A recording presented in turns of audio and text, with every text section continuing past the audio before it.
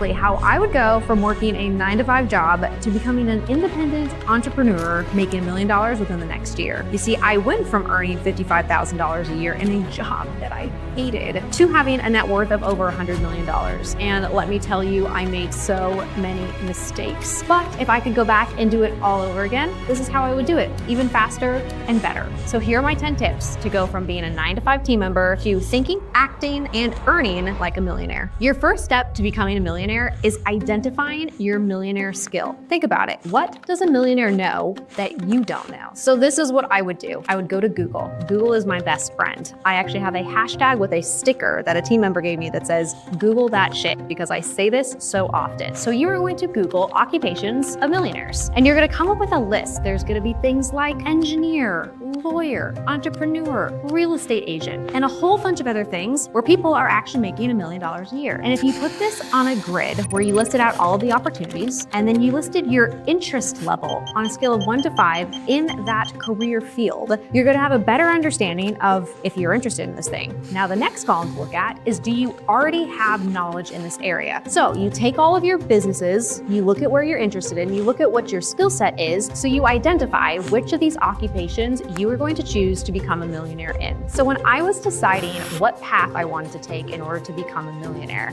what I realized is I'm not great at math, and I didn't want to go back to school to have to get some degree that was going to prolong the path for me to actually make the money that I wanted to make. So I decided to become an entrepreneur. I decided to launch a business. This was the fastest and easiest path for me based on my interest and my existing level of knowledge and skills. You have to decide what that is for you. Pick one that you are at least interested in and are willing to commit to figure out how do you become great, millionaire great, at that particular occupation. So now your second step is to stop hanging out with your broke friends. You will never become a millionaire if you cannot cut broke people out of your life. I remember when I had this epiphany that I was going to create this business 6 years ago. I started telling my friends at the time about it, and I thought that I was going to be met with excitement, with questions, with just some level of support, to be honest with you. And instead of any of that, my friends made fun of me, asked kind of condescending questions, and what was more hurtful than the condescending questions was the way that they would just ignore this new thing that I was doing that I was excited about. They would continue to talk about old bullshit, all of the old stories, things that were happening in their life that might not honestly be that interesting or that different. And here I was putting all of this time into becoming this next version of myself. I was learning new things. I was staying up late. I was meeting new people to create a new life for myself that I was so excited about. And they couldn't have been any less interested. Your energy is finite. Your broke friends, if they're not interested in hearing about your goals and they aren't excited about supporting you, they're going to invalidate you, which might actually cause you to give up in the process. That's not what you're here to do. You're here to actually learn the steps to make it easier on yourself. And the fastest way to make this easy on you is to get rid of friends who are going to hold you back in the process. Now that you've removed your broke friends from your life, you have to replace them with rich teachers. So think of whoever your idol is. For me, this was Elena Cardone. I wanted to be interesting enough. I wanted to be valuable enough that she would want to hang out with me. And what I realized is Elena would not be hanging out with Natalie in present state. So what does Natalie in present state need to start doing so that if I get the opportunity to be in Elena's presence, she is interested in having a conversation with me? And let me tell you, this advice is only for people who are really willing to be honest with themselves, because some people might lie to themselves and think, well, there's no reason that Elon Musk wouldn't want to hang out with me or Grant Cardone wouldn't want to hang out with me. But if you haven't done anything great, if you haven't created anything great, why would they want to spend time with you? And that's a hard pill to swallow. However, once you swallow it, then you can get into action. The most practical tip I can give you is to identify the 10 most successful people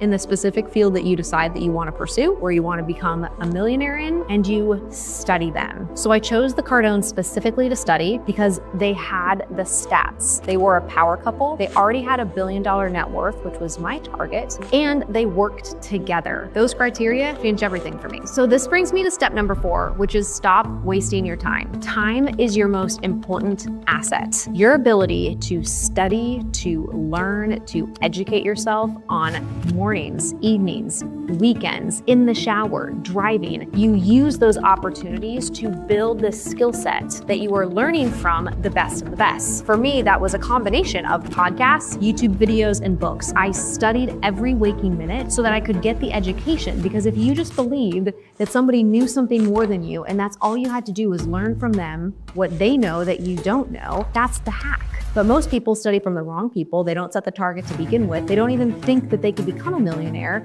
So all of this work just goes to waste, and then they waste their time. They waste their time with Netflix. They waste their time scrolling endlessly on social media. You see, if you want to be a millionaire, you should only be following millionaires on social media. You have to stop wasting your time on things that aren't allowing you to gain competency. If you really want to be a millionaire in your chosen field, you have to be an expert. You have to be fully competent and understand the terms, the definitions, the players, how the game works. You have to be a student of the game that you're choosing to play. Step 5 is probably the hardest for most people to accept, and it is to go into debt, which translates to you have to be willing to invest. Once you invest and you realize that the money that you have is a tool to get you to where you want to go, instead of something that you save and you hoard, all of a sudden opportunities open up. Because when you invest, you can get in the rooms with people who have done what you are trying to do. But without investing and potentially having to go into debt, you are just stuck in your house, in your car, doing what you've always done, being in the same environment you've always been in, and you never have to force yourself to become the type of person who can be in a different room. But it feels uncomfortable because nobody wants to invest before they know how to make money. But in order to make money, you have to invest. Grant Cardone has my favorite quote on this. He says, if you don't invest time and money, you will never have time and money. So for instance, a $10,000 investment in a mastermind is not what's going to make you broke. What's actually making you broke is the fact that you don't have the knowledge that is inside that $10,000 mastermind. You see, you need to understand what those teachings are, and without having access, how are you going to learn those things? You see, the first time that I invested in myself, it was a marketing course for $4,000. I did not have the $4,000 to be able to invest in this marketing course, but I recognized that I needed to get myself out there. I needed to get myself known, and the way that you do that is through promotion and through marketing. So I was at an event. It was a women's event. I was all jazzed up. I was excited. I was like, yeah, these speakers are amazing. They just were like lighting me up. I was like, what would it be like if I could be up on that stage with them one day? I deserve to be up on that stage with them one day. I'm not at that point right now, but that's what I want. So at the end of the event, they made an offer for a $4,000 marketing course, and I panicked. It's like, oh my gosh, $4,000 is so much money. And what if I don't make that money back? What if I could learn all this stuff online and then it was just a waste of money, and then I feel silly? And all of this self-doubt just started to creep in as soon as they started talking about $4,000, which was a number that I was uncomfortable with. But I made the investment. I just did it. I was like, I'm going all in because it's going to force me to become a different version of myself. And I'm unwilling in 1 year from now to be the same person that I am today. Step 6 is simply to get yourself in the room. To go from zero to a millionaire, you need to get into the rooms with people who can actually help you. If you don't get into the rooms, you're not going to become that person. I have attended so many conferences where I use them as an opportunity to say, Natalie, in 3 months from now, when you attend this event,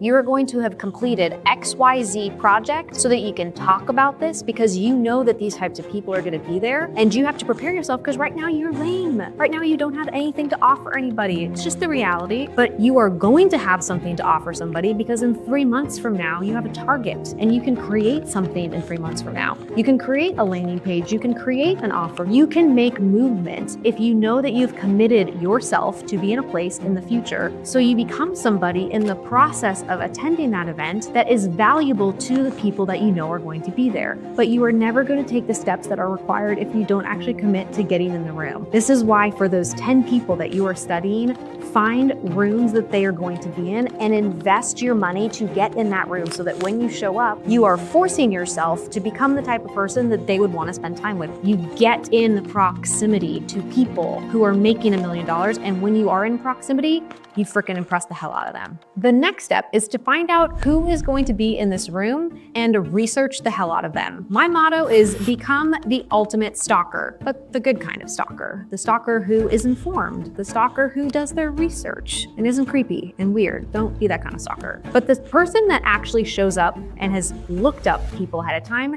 knows who their targets are. Because when you go to an event, the target is not meeting every single person. That would be an unsuccessful action. The target is finding the handful.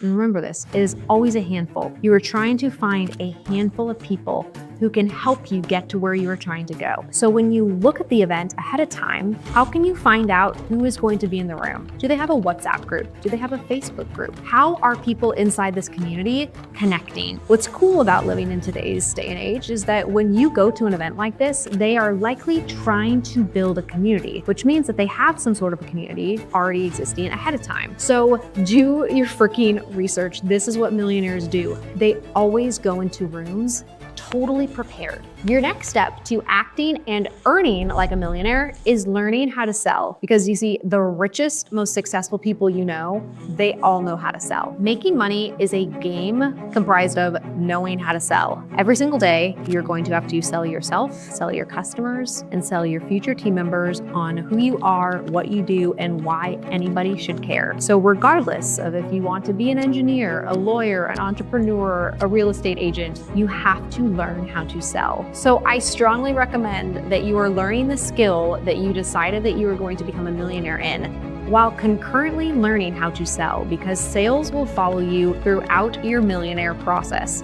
The best person to teach on sales is Grant Cardone. He changed my life when I read the book Sell or Be Sold, because it teaches you how to get sold on yourself first, so that then you have confidence in selling other people on you. But if you aren't sold on you first, you're gonna have a lot of challenges selling other people, because you're gonna feel a little bit like a fraud. And to me, that is the misconception in sales, is that it's braggy, or that you have to be stumping somebody or giving them something that they don't want. It's about listening to somebody, it's about understanding their problems, and it's about you offering effective solutions to move them away from their problems. At this point, you've picked a niche, you've made new friends, you've invested time and money learning and getting into the room, and you've learned how to sell. Now it's time to start making money, but we need to be crystal clear on our goals, which is why step 9 is to set your millionaire metrics. You will never be a millionaire if you don't have millionaire metrics. The coolest thing about becoming a millionaire is that it is literally just math. If you made $2,740 a day, you would be a millionaire. So whatever it is that you are selling, you have to do the math backwards to understand how many of those units, how many of those products, how many of those services you would need to sell in order to generate $1 million. But once you understand how many units you have to sell, you do have to break it down per day, so that every single day you know what your goals are in order to hit your $1 million target. You have to get clear on your target and what you need to be doing each and every day, because as you come into challenges and roadblocks, that's okay. It is quite literally part of the process.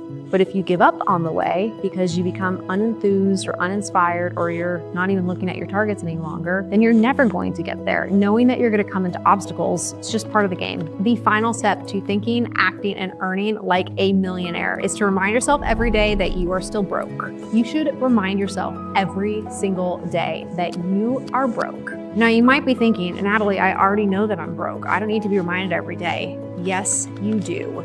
You have to be reminded not only that you're broke today, but more importantly, what it is that you are working so hard for, so that you don't give up in the process.